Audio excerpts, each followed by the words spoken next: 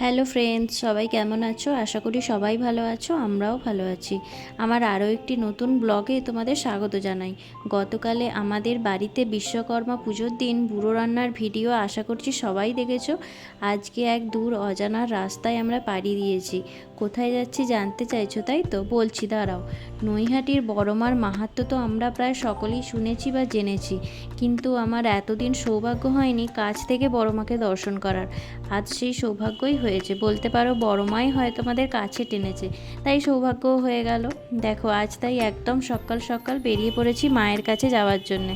আমি একা নই, দেখো আমার মা, বাবা আর এখানের মা, আমরা সবাই মিলেই যাচ্ছি। ওই দেখো, কথা বলতে বলতে আবার আমাদের পক্ষীরাজের খিদে পেয়ে গেল, তাই ওকে খাইয়ে আবার রওনা দিলাম। আজ আকাশটা দেখো কি সুন্দর লাগছে, তাই না? শরতের আকাশে তুলো মেঘের ভিড় জমেছে। আর এটা হলো আমাদের দুর্গাপুজোর আরও একটি আগমন বার্তা।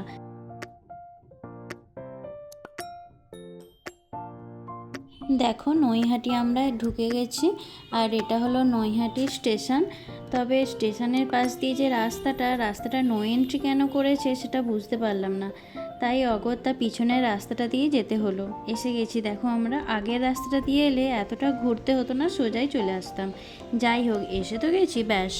বড়মার মন্দিরে যে পরিমাণ ভিড় হয় বা লম্বা যে লাইন পড়ে জেনে এসেছিলাম, কিন্তু এসে দেখলাম সেই রকম লাইন পড়েনি। আসলে শনি মঙ্গলবার হলে বেশি লোকজনের সমাগম হয়ে থাকে। আজ যেহেতু আমরা বুধবারে এসেছি, তাই হয়তো ভিড়টা একটু কম আছে। আমরা এসে গেছি বড়মার মন্দিরে।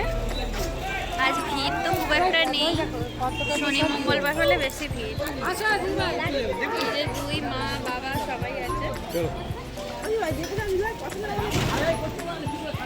তোমরা দেখতে থাকো ভিডিওটা, আশা করছি ভালোই হবে। ডালার দোকান আছে।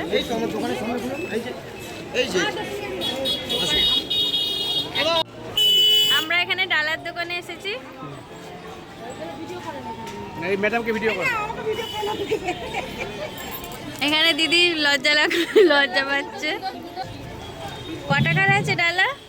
ডালা হচ্ছে 101 টাকা। 101 টাকা। সব কিছু আছে, কটা দেবো বলো?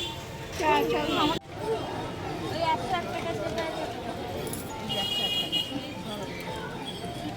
আলতা শুধু দুটো মিষ্টি 108 ফুলের মালা লাগবে। দুটো ধরো। তিনটে ধরেন। আমার লাগবে না, আমি টাকা দেবো। এখানে ডালা কিনলাম 101 টাকার ডালা। শোন না, ঠাকুরের সঙ্গে মুখে বলে দেবে। ওর নাম কত লেখা থাকলে মুখে তো বলবে না, তুমি দিয়ে ছেড়ে দেবে। আমাদের আরেকটা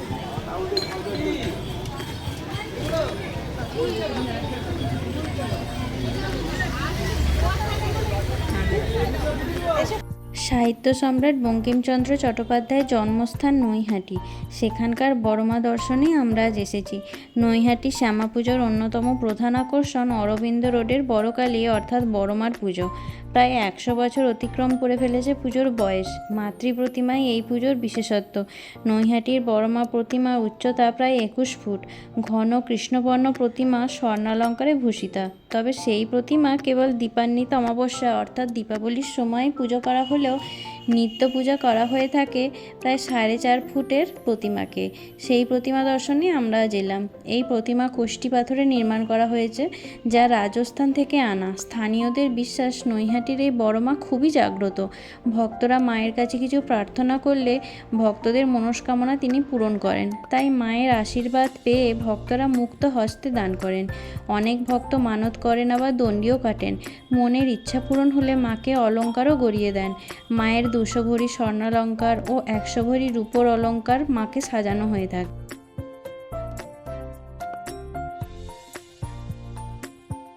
বড়মার মূর্তি নিয়ে এক কাহিনীও আছে। জনশ্রুতি বলে জনৈক ভবেশ চক্রবর্তী এবং তার কয়েকজন বন্ধু নবদ্বীপের রাস দেখতে গিয়েছিলেন।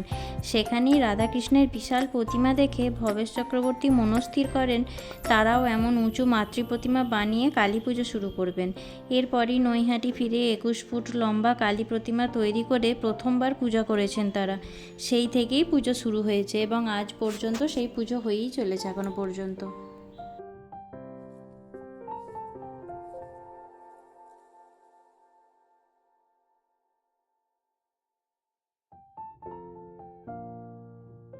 এবার তোমাদের আমি বলবো কিছু গুরুত্বপূর্ণ তথ্য।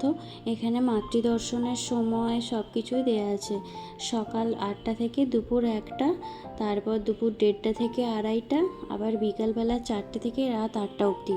এছাড়াও এখানে বেশ কিছু নিয়মাবলী আছে যেগুলো অবশ্যই কিন্তু ফলো করতে হবে সবাইকে। এই নিয়মাবলীগুলো পজ করে দেখে নিতে পারো।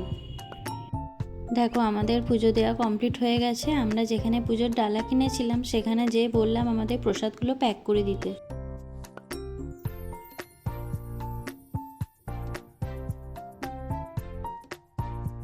আমরা গঙ্গার ধারে যাচ্ছি, যেখানে বড় মার ভাসান বিসর্জন সব এই সামনেই আছে গঙ্গার ঘাট।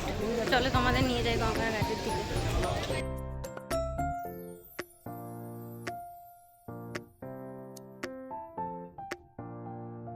গতকাল যেহেতু বিশ্বকর্মা পুজো গেছে, তাই একটা বিশ্বকর্মা ঠাকুর দেখলাম ভাসানের জন্য গঙ্গায় নিয়ে এসেছে। আমরা এখন গঙ্গায় এসে গেছি। গঙ্গায় দেখো কেমন ভাটা চলছে, জল অনেকটাই নিচে ছিল, তবে কিছুক্ষণের মধ্যেই জোয়ার চলে এলো। ওরা তার আগে অ্যানাউন্স করছিল ওখানকার লোকেরা যে জোয়ার আসবে, তোমরা উঠে যাও। দেখলাম কিছুক্ষণের মধ্যেই জোয়ার চলে এলো, জলটা অনেক দূরই উঠে চলে এলো। আমাদের গাড়ি পা সব ভিজে গিয়েছিল। এবার আমাদের এখান থেকে বেরোনোর সময় হয়ে গেছে। বেরোনোর আগে একটাই কথা বলবো, ধর্ম হোক যার যার, বড় মা সবার। সত্যি বড় মা তুমি সবারই, আবার যেন তোমার কাছে আসতে পারি। এখন আমরা রওনা দিলাম আরও একটি তীর্থস্থান দর্শনের উদ্দেশ্যে। রনে বনে জলে জঙ্গলে যেখানেই বিপদে পড়িবে আমাকে স্মরণ করিও, আমি রক্ষা করিব। হ্যাঁ, তোমরা ঠিকই আন্দাজ করেছো, আমরা এখন লোকনাথ মন্দিরের পথেই যাচ্ছি। চাকলা ধাম, যাকে বাংলায় 18 শতকে বাবা লোকনাথ নামে একজন জনপ্রিয় হিন্দু যোগীর জন্মস্থান বলে মনে করা হয়। পশ্চিমবঙ্গে উত্তর 24 পরগনা জেলার বসিরহাটের কাছে অবস্থিত মন্দিরটি সারা বছর প্রচুর ভক্ত অনুগামীদের আকর্ষণ করে। দেশের বিভিন্ন প্রান্ত থেকে লোকেরা পুজো দিতে আসে এখানে।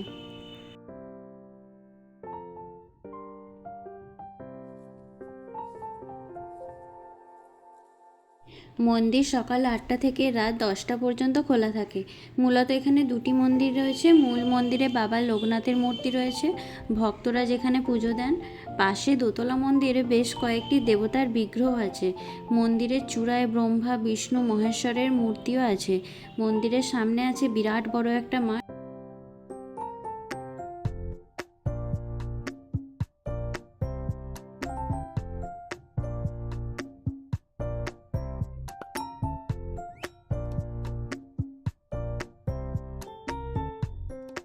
এখানে প্রত্যহ ভোগ খাওয়ানোও হয়ে থাকে।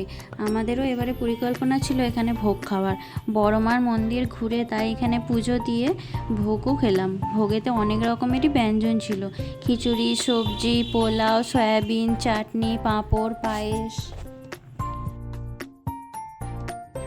ভোগ খাওয়ার পরে বাবার মন্দিরে কিছুক্ষণ বসে আমরা বাড়ির দিকে রওনা দিলাম।